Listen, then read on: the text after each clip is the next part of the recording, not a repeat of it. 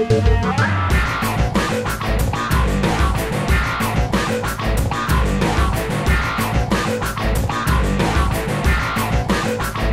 you're noticing the hats. I mean, it's just because it's a Christmas specials.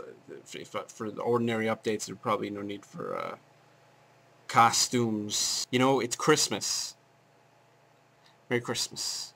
Thing number 5. Jessica Simpson, Happy Christmas. It's called, this one is called Happy Christmas, because she covers John Lennon's Happy Christmas. War is over. Is the war over? Is the war over? What war? I think it's just a Christmas song. What else does she do? Oh, get the physical copy because there's 2 hidden tracks. Silent Night and Jingle Bell Rock. Jingle Bell Rock is like my least favorite Christmas song. I get it. I get it. Enough. I really like a good Jessica Simpson holiday album because she doesn't just toss off a bunch of fucking Christmas, like, hey, like, oh, hey, let it snow. Because, you know, she's intense. She sings these lyrics like she's screaming for her life. I think that's a good thing for Christmas music. Thing number 4. Night and Day Holiday Gift Set. Night and Day is one of the most underrated movies of last summer. Not because it was like a fucking masterpiece, but because everyone hates it. Tom Cruise and Cameron Diaz can't open an action movie. They're too old. What? They are both fucking awesome. I just don't think people ever want to like anything that Tom Cruise does. Why don't you get the fuck over yourselves? And what did Cameron Diaz do? What did these people do to you? So what if they're millionaires who don't care about you? You're cheating yourself out of a good movie. Night and Day has a very unique mix of action and comedy. And if you can't enjoy Night and Day, you are an asshole. Now, the weird thing about this is that they're calling it the Night and Day Holiday Gift Set. But there's no gift. If you call something a holiday gift set, it should come with, like, coasters or stickers or just a useless trinket.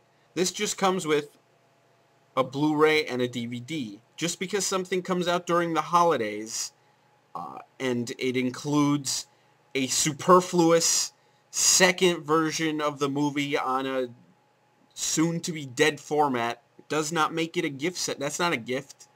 That's a burden. Thing number 3. Batman Beyond, the complete series. Okay, so Batman the Animated Series is a show that started in '92, created by Bruce Timm. Maybe the best animated series of that entire decade. Some of the most influential Batman stories ever written. At one point, Kids WB is like, hey, Bruce, you want to put in Robin in the Batman cartoon? Because, you know, kids watching it, you know, they see Batman, they can't identify with that. But if you put Robin in, then they watch and they're like, oh, holy shit, I can be Robin. Now I'm enjoying this. And then in like around 1999, Kids WB was like, hey, Bruce, can you do like a new show where it's like in the future and there's a new teenage Batman? Because now if there's a new younger Batman, now kids are really gonna... Which sounds fucking horrible, but they took this stupid premise and they made a show that was really good.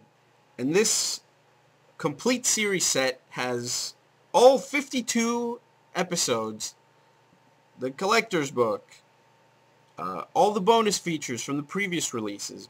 But in addition to that, also 3 new bonus featurettes that were not in any previous releases. So if you are a fan of this show and you love this show and you were getting all the seasons as they were coming out, fuck you! Buy it again! Thing number 2.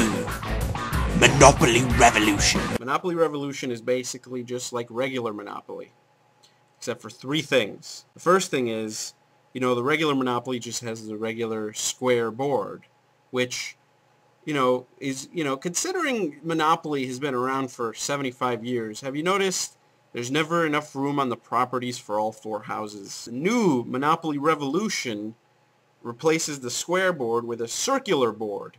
It's more stylish. The second thing is that there's no more dollar bills or chance cards or whatever. It's all done through the electronic unit in the center of the board.